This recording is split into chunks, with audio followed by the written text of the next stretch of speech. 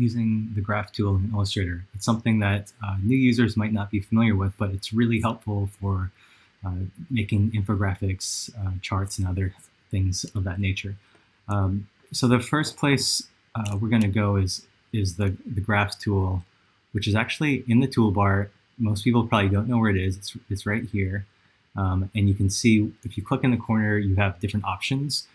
For this particular video, I'm just concerned with the column graph tool, but you can also do these other graphs here. So let's start by drawing or making a graph. There's two ways to kind of set the size of this. One is to click and drag like this, and this sets the rough size of it. And here we can start to plot some numbers in the chart. I'm just putting in random numbers so you can kind of see.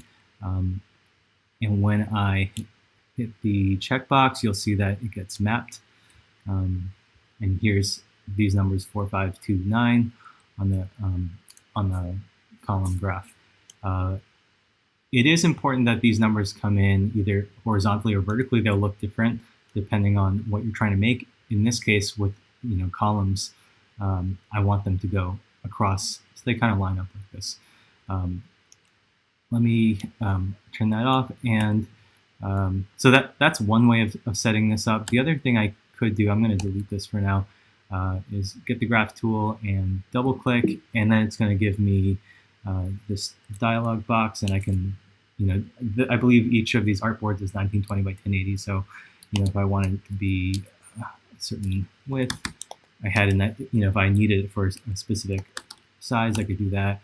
And again, I'll just write some random numbers in here, and let's hit apply. Okay, so that's all set up. The reason I really think this is a good tool versus making these in Illustrator, drawing them out, is this. If you ever need to go back and edit these values, you can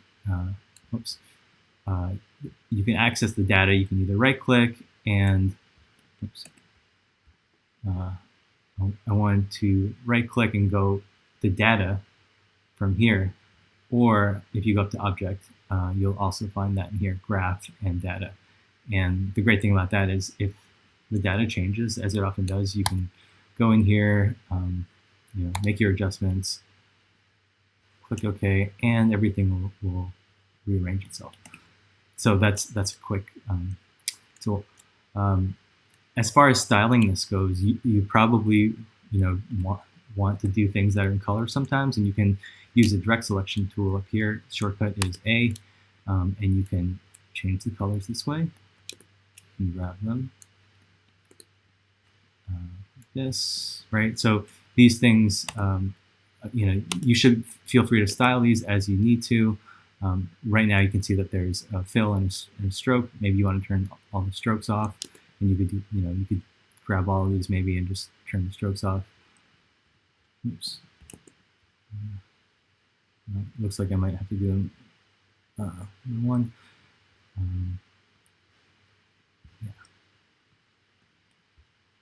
And the other thing you can do is with the direct selection tool, just select these. And right now it's using a default typeface. You can see it's using Myriad Pro, but I can go in and maybe change the typeface.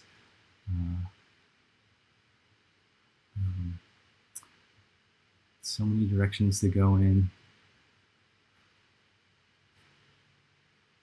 Oops. I literally just clicked on something random, but hopefully you can see you can style all of this. And we just made some graphic changes as playing around this, and I didn't want to bore you with watching that. I wanted to show one other thing here that might be helpful.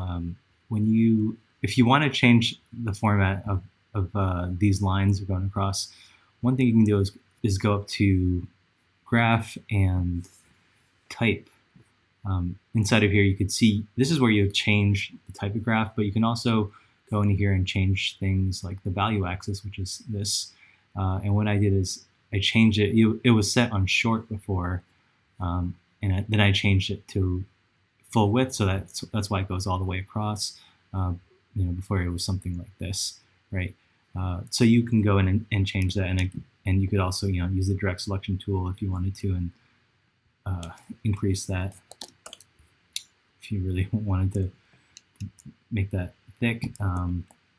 Yeah, so that's one other thing to look at.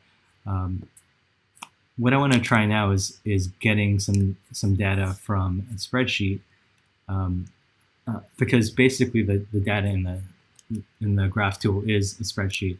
So let me go ahead and create a spreadsheet that I have, and I have population data by country. I want to take this and I want to use this to create a graphic in Illustrator. So a few things to note that are going to cause issues is these values have commas in them, and when I put these values into the into the Illustrator graph tool, it's not gonna play well with those commas. So I can try taking this over.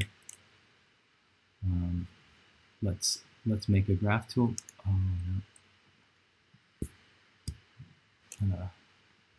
Let's draw this, and I could paste it down into here. And actually, I want the data to be in a different axis. So I'm going to just press this button, transpose the row. This matches kind of what we did up here. But when I go to hit the check mark, it's going to say you can't create the graph. And that's because of the, that is because of the commas. So let's go, let's undo that. Let's go back into our spreadsheet, which is here. A few things that we can try to do. One is these numbers, I think, are pulling some automatic styling from Google Sheets. We should be able to go up to here, format number, and change it to plain text. You can see it change it a little bit, but the commas are still there. I could go in and delete them manually, or I can do a find and replace really quickly. So I'll find a comma and replace it with nothing. Let's try to replace them all. Okay, cool. And you can see that now they're just raw numbers, which is going to be really helpful. So let's go back. Oops. So this is the chart I already made, and I said that if you go right-click and go to Data, you can access this data panel. Let's paste it into here. Like I said, I do want it to be going in the other direction. And now I'll hit check, and you can see we created from this spreadsheet information the graph. Yeah, and so you could go in and change these colors and all that. One other thing I want to try is you can see this is going off of the page. It's a little bit too big. So if you try to scale this like how you normally would scale a shape, you're going to have some issues. It actually crashed, but I was able to make this graph again. The thing I wanted to show is how to scale this down, because you can't really scale this like you would a normal element or shape in Illustrator. What you would have to do is use the scale tool, and we can set percentage. So maybe we'll set it at 60. And yeah, if you wanted to get it to fit on the screen, maybe this is one way to do it. Again, you could style all these things. Here we have a lot of different colors. One quick trick for maybe recoloring these is to do edit colors and recolor artwork, and you can actually go into here and change, like let's say all of these dark values we're going to change to pink, maroonish. I'm just going to do a few of these so you get the idea, but you can see that these change like this. You didn't have to go and select both boxes. You certainly could do that, but this might be a quick way for you to recolor everything how you want it to be. All right. One other thing that might be helpful to know is how to do a bar graph using markers for units to show items in that, or to show quantity. I'm going to make a graph with, or make a graph showing ice cream flavor preferences. Sorry. So I'm going to have these flavors, let's say strawberry, chocolate, and vanilla.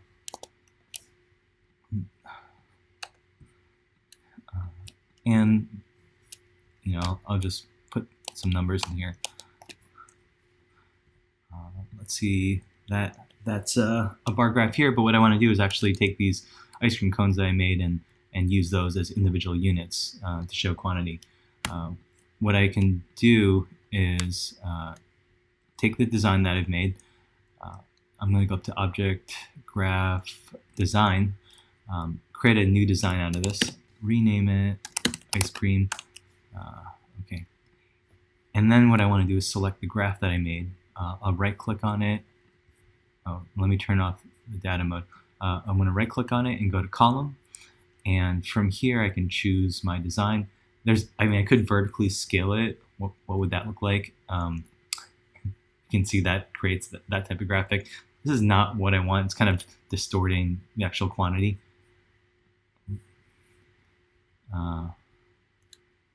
What I want is, let me go backwards.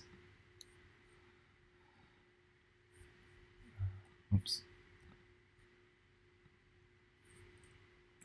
Is repeating, and each design is going to be one unit. In this case, since there are no half units or half of whatever design unit I've set, for fractions there won't be any, but you could chop it so that it cuts it into a fraction, or scale it so it squishes it down. One last thing I might do is maybe style these. I'm going to use the direct selection tool, grab all these, and right now it's a white fill, maybe for it's strawberry, chocolate, brownish color, and it's vanilla. That's pretty close. Maybe I'll do something like this. I guess you could always go back in and I guess I'm doing this by hand. I'm just selecting the cones, and maybe I'll make those white, or something else, and I could go and do that. But this is at least like a way for you to take the data and display it in a pictorial form. Yeah, so that's just a technique. Obviously, I could spend more time tweaking this, or maybe there's too much space in between it. Maybe I would change the size of the graph. But hopefully, this is a good start for understanding some ways to graph data in Illustrator. Let me know if you have any questions or comments, and I'll see you in the next video.